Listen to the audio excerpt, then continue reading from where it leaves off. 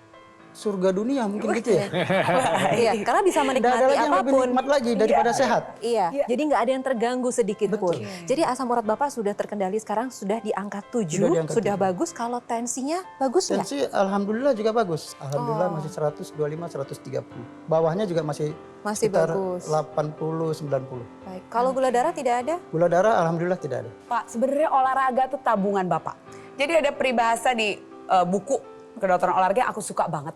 Jadi dia bilang gini Pak, bukan karena kita tambah tua kita jadi stop olahraga. Tapi karena kita stop olahraga badan kita jadi tambah tua. Nah, Betul.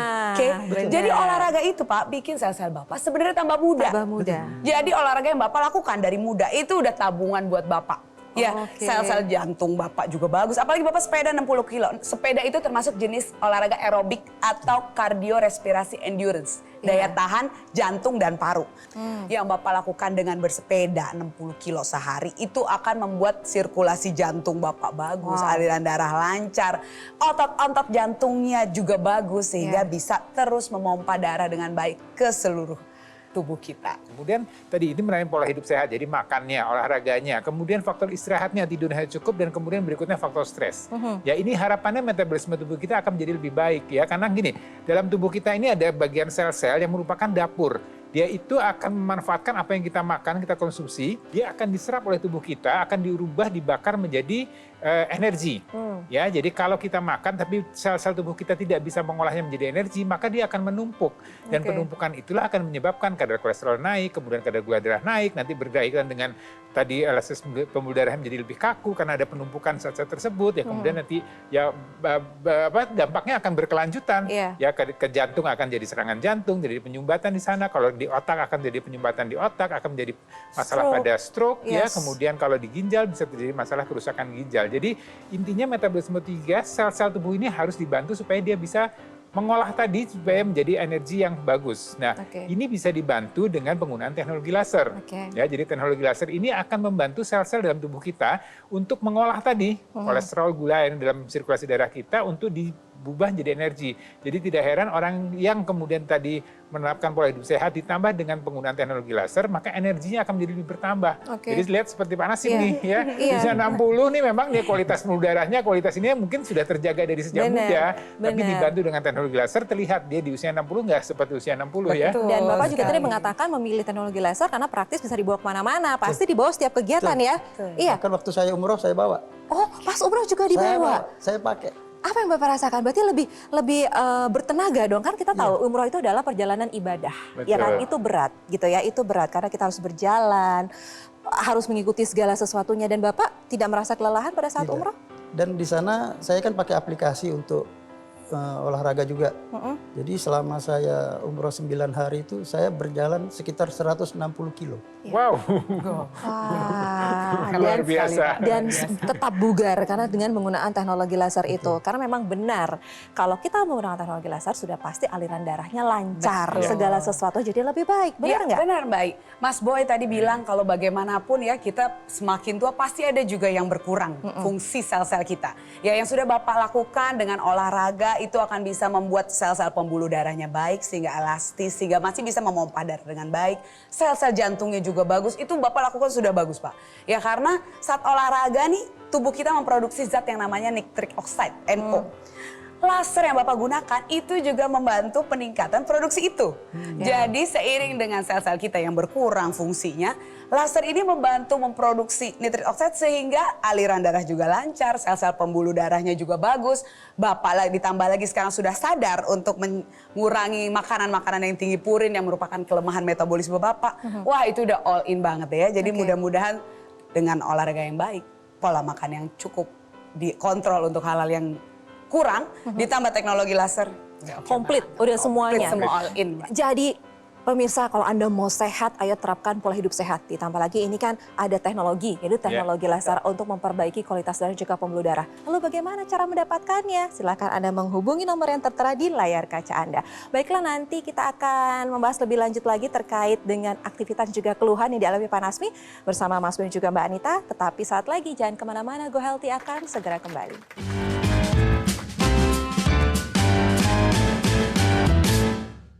Didukung oleh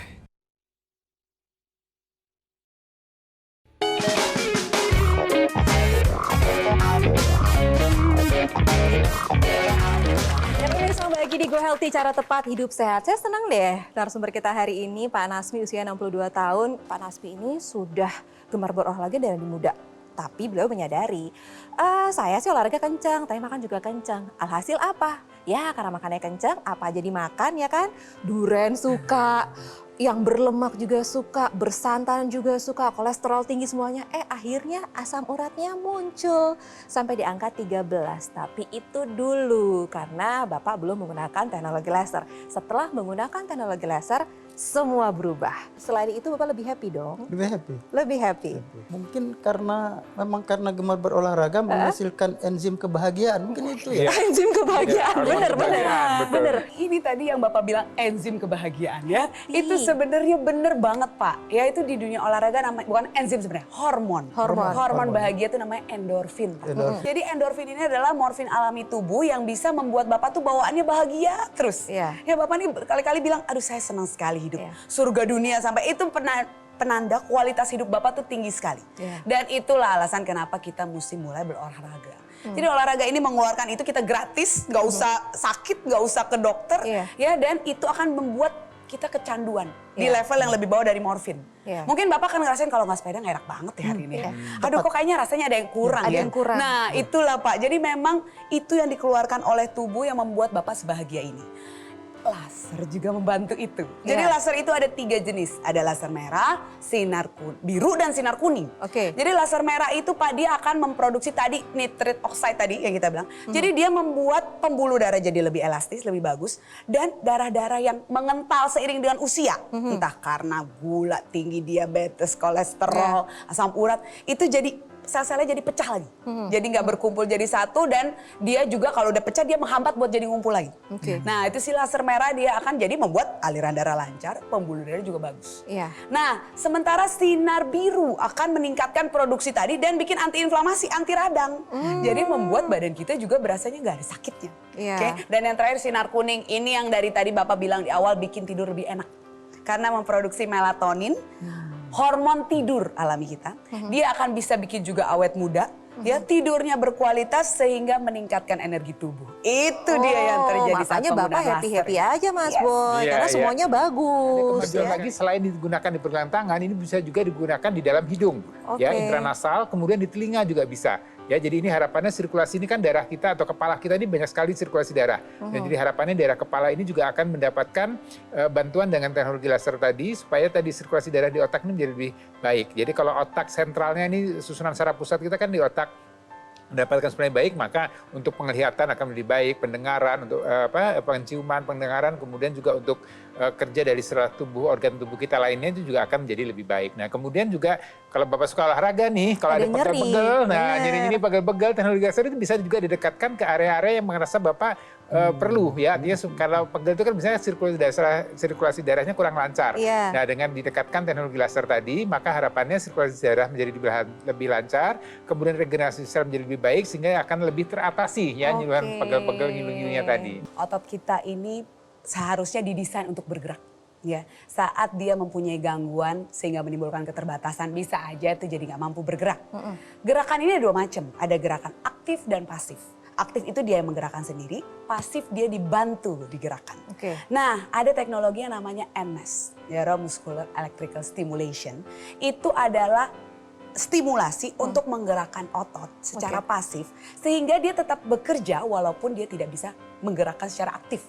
Nah, itu efeknya neuromuskular, artinya saraf dan ototnya distimulasi untuk bisa aktif ya dengan elektrik, dengan listrik sehingga otot ini juga bekerja. Gitu. Dan ini juga bagus untuk para penderita stroke karena kita tahu para penderita stroke itu kan ada kelemahan di bagian sisi tubuh yang terkadang mereka bukannya tidak mau digerakkan tapi ada kekakuan atau kelemahan yang nggak bisa gitu betul. loh. Jadi menarik, ini ada harapan untuk para penderita stroke. Jadi kalau penderita stroke itu kan adalah masalahnya adalah kerusakan jaringan di otak.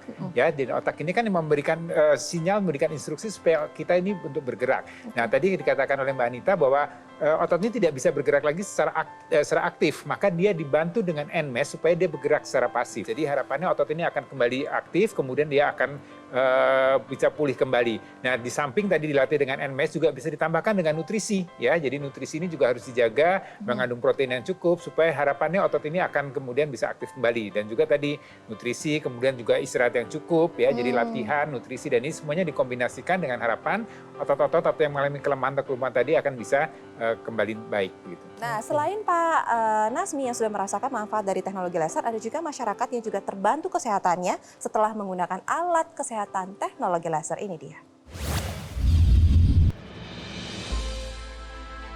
Saya punya keluhan kolesterol tinggi, asam urat tinggi, tekanan darahnya rendah. Leher belakang itu pegel sekali. Terus sering pusing, serasa terganggu lah.